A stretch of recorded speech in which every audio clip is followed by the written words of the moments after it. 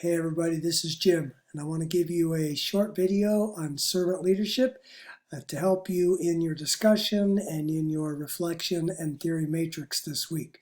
So let's jump in.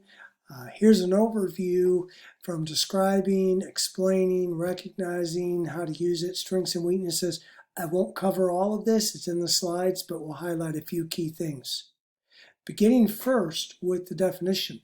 Now, servant leadership was originally conceptualized by Robert Greenleaf, who spent 40 plus years working for AT&T in the corporate world, and then afterwards did some reflection on power and influence and how best to motivate people and lead people and what could be best for the organization. And he defined servant leadership as beginning with the natural feeling that one wants to serve first, not lead, serve.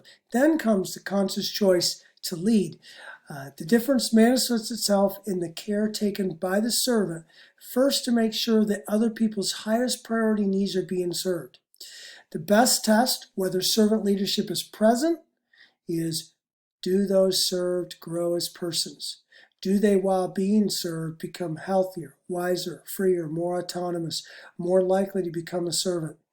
And what is the effect on the least privileged in society? Will they benefit, or at least will they not be further deprived? So those questions have to be asked to see whether servant leadership is really present. A guy by the name of Larry Spears went through all of Greenleaf's writing and identified 10 common characteristics that Greenleaf had talked about in all of his writings that spelled out servant leader. I think most of us, listening, empathy, awareness, building community, they're a servant leader. But it's really helpful to look at all 10 characteristics as Greenleaf thought of a servant leader. So it included persuasion, the ability to persuade people rather than coerce people, persuading rather than use of authoritarian structures, the ability to conceptualize, which means the ability to craft a vision and goals for an organization, not just focused on people or listening and empathetic, but being able to figure out how those people can work together for a cause or for an organization to accomplish things. Foresight, being able to anticipate some of the problems and challenges ahead of time. And then stewardship, being able to take responsibility for a mission, a cause, the leadership team within a sorority or an organization, and utilize the resources, the talents, the strengths of people well. So you can see servant leadership is far beyond the relational aspect of listening and empathy, but it begins with the desire to serve first and meet needs, and out of that grows a desire to lead. So that's how Greenleaf conceptualized servant leadership.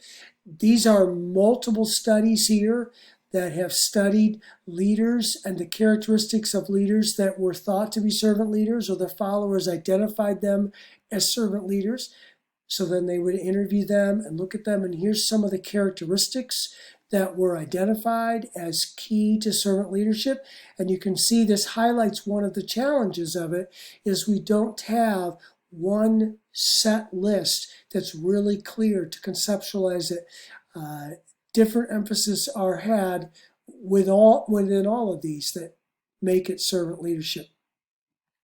So here was a key model that helps explain how servant leadership works. And it's important to understand this model because this is a great place and a great model to use in our matrix. So what this model argues is that antecedent conditions prior to servant leadership, there are certain contexts and culture where servant leadership works well, others where it doesn't. I mean, can you think of some contexts where servant leadership works really well within a nonprofit organization?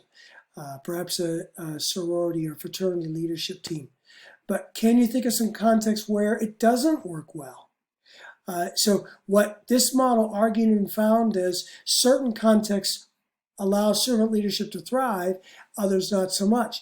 Now, before we assume it's just nonprofits and service organizations, remember Greenleaf puts servant leadership in place within AT&T. Southwest Airlines models servant leadership. There are a number of corporations that model servant leadership, so it's not just nonprofits and serving. But what about politically? Does servant leadership work well in political context or in civil leadership context? Those are good things to wrestle through. Does it work well? Well, it does in certain contexts. It does where there's a follower receptivity to it, and people want to be led by servant leadership. And then where there's certain leader attributes. As we break this down, for example, there's a deep desire to serve, a sense of high calling, emotional intelligence, high agreeableness and low extroversion, humility. When some of these characteristics and traits are present in the leader, then servant leadership flourishes even more. Here's some of the key behaviors within this model that they found, and you can see interestingly, from back to Spears' list of 10, comparing that to this, listening and empathy are not here, though putting followers first is emotional healing, but empowering, conceptualizing a vision and goals, creating value for the community. When these things are present, so when these are present, and then these are the leader behaviors, then the outcomes are follower performance and growth, organizational performance, and societal impact. So it might be interesting to think through, how would the use of servant leadership change the leadership of some of our political leaders, or change the leadership of some of our civil and authority leaders? How would it work in some of the organizations that are standing for causes right now, speaking out for those who are oppressed? So you can see it's good to evaluate a leadership theory as to how well it works. Here's a model that they have evaluated and researched and determined explains how servant leadership can be effective. Okay, so there's the servant leader behaviors they want to emphasize in the model. And now, how does it apply? Servant leadership works really well in training and development programs. It works great in human resources. It works great in leadership consultation. Its strengths are altruism and serving others is at the core of the leadership process. It's counterintuitive because it begins with serving first, leading second. It is productive. We have a good measuring tool in the SLQ. However, for many people, servant leadership is not really seen as leadership, but service. Researchers have not been able to reach a consensus on a common definition or key characteristics that are across the board, a theoretical framework to define it by. Some feel the prescription put others first conflicts with other principles of leadership. And then some of the characteristics, like conceptualizing, that's not unique to servant leaders. The ability to conceptualize shows up in a number of the leadership theories. So that is servant leadership. And as you work through the discussion of servant leaders you've known, organizations that have done servant leadership well, when you come to your reflection and thinking about who is a servant leader and where does servant leadership work well, where does it not work well, you can reflect and evaluate it. When you come to your matrix, again, it's good for your matrix to go here and realize, okay, here's some key leader behaviors in servant leadership, and yet it's not all leader focused.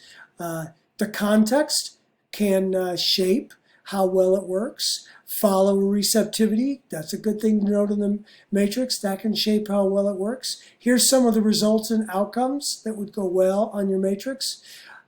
You could also list these 10 behaviors as well.